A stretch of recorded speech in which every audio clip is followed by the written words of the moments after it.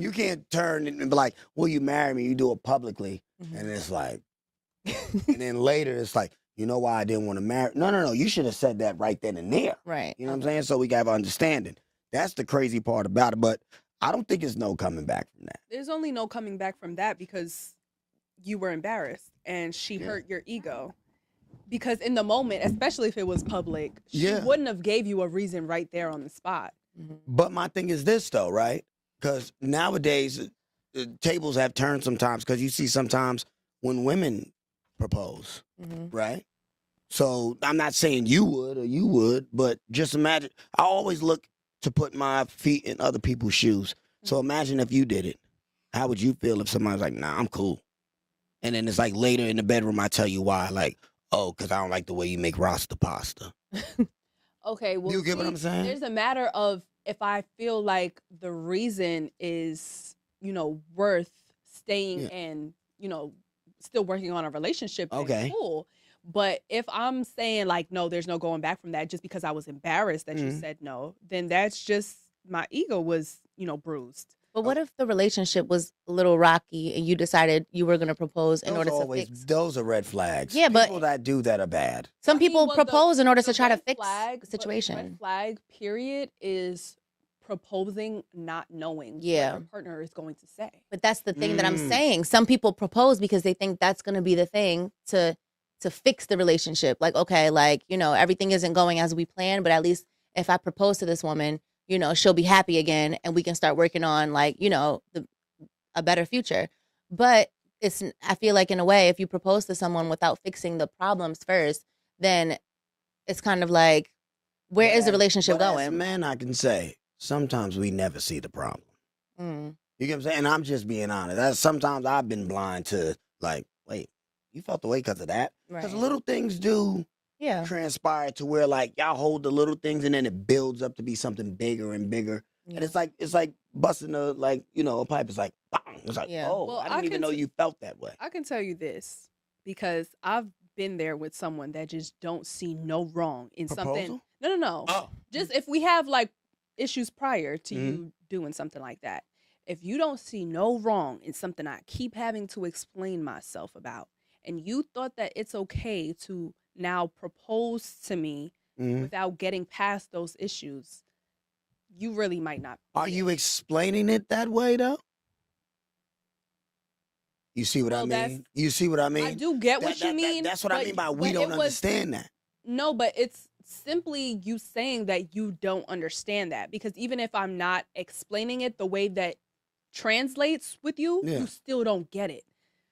So there's still an unsolved problem in our relationship that you're okay with moving forward and going to the next step without even figuring it out. So let's give a scenario, right?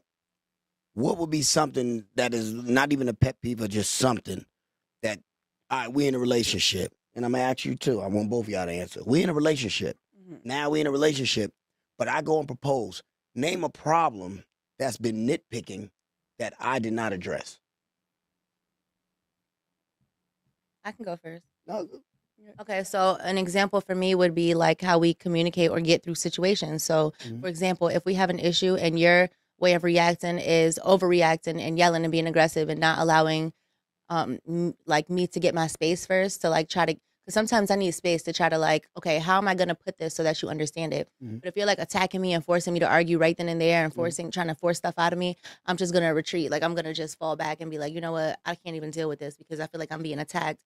And if I'm telling you that I don't like that way of communication and I would like for us to be more calm when we have an issue and you're not getting it, then I don't want to marry somebody that I don't know if it's going to continue to be that way or if you're going to be able to fix that. And until you are able to fix that and work through it, then therefore, please do not propose to me because I don't know if I want to be with somebody that can't control their anger. Oh, like so blowing a fuse would really But I think communication is a big thing. That's the key of everything. Yeah, that's the key of what she just said. Like not being on the same page of communication is a big like no to moving forward to marriage. I would also say not having a clear plan as a unit moving forward. Like if we never agreed on when we would be able to, combine finances and, get a house, or we don't have like a clear understanding or, even like the same idea about family values, having children together, if we never really got on the same page about those things, like big things, and we're just proposing and none of that is like figured out, that's not really something I want to figure out along the way. Yeah. I'd rather like be set in my relationship and know that I want to, you know, say yes to a proposal if it's coming, than to, you know, be hesitant and, you know, have to tell you no when you do propose, because I don't know if it's going to work out, because those things were never, you know, aligned with us. Okay. And that was part of the scenario. She said that she wasn't saying no because she doesn't love him. Yeah. She was like, you don't got it together. I don't got it together. Yeah. Proposing to me? Yes. It's like, That's a lot of relationships too. Right. That's a lot of relationships too, if you think about it. That a lot of things don't align and people are just jumping head first.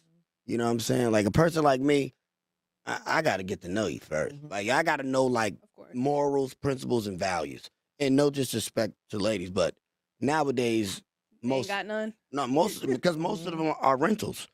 Once the bag is gone, it's like it's to the next buyer. You know what I'm saying? So me, it's like if you can't stay with me while I'm down, don't come around when it's up. Well, like in certain relationships, though, because a lot of people are not getting into relationships; they're just getting into situations and never talking about, are we together? What is are we working to be in a long-term relationship? And that's why it seems like people may be like, all right, this was temporary. A lot of relationships are for self-gain now, gain. So unless you have the conversation, like, I want to be with you, I want longevity, I want to be, you know, have a future with you. And I think that's where there's a miscommunication, because people are not having that conversation.